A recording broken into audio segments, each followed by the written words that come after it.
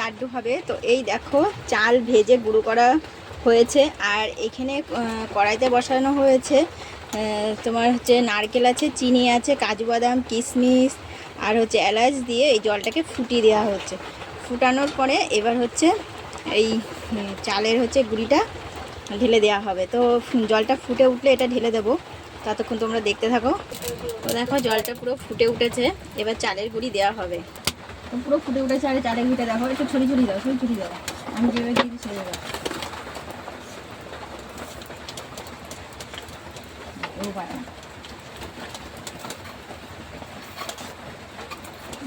তুমি না আমি দিচ্ছি।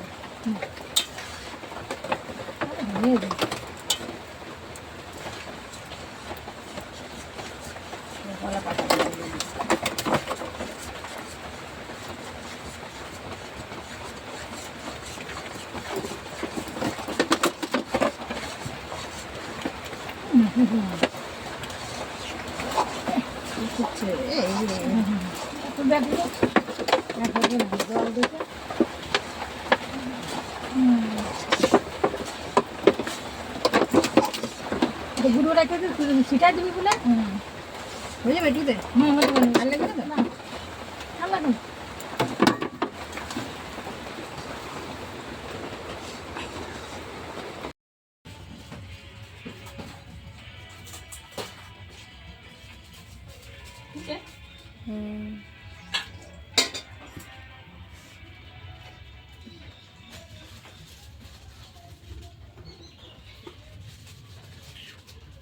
আজ বিশ্বকর্মা পুজো। তো বিশ্বকর্মা পুজো উপলক্ষে আমাদের বাড়িতে বানানো হয়েছে দেখো চালের গুঁড়ি লাড্ডু।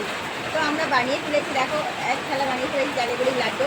কেমন হয়েছে তোমরা বলবে, আর কার কার বাড়িতে এরকম চালের গুঁড়ি লাড্ডু বানানো হয় অবশ্যই জানিও। দেখো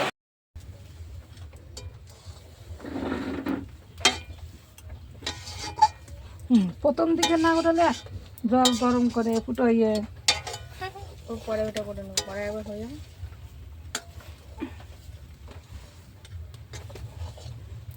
বারান্দা নিয়ে যেতে হবে।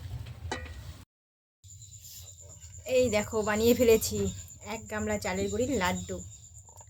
তো তোমাদের কাদের কাদের বাড়িতে এরকম চালের গুঁড়ির লাড্ডু হয়, আজকে যেহেতু বিশ্বকর্মা পুজো, তো সেই উপলক্ষে আমরা লাড্ডু বানিয়েছি। চাল ভেজে গুঁড়ি করে সেটাকে জ্বালিয়ে এরকম লাড্ডু তৈরি হয়েছে।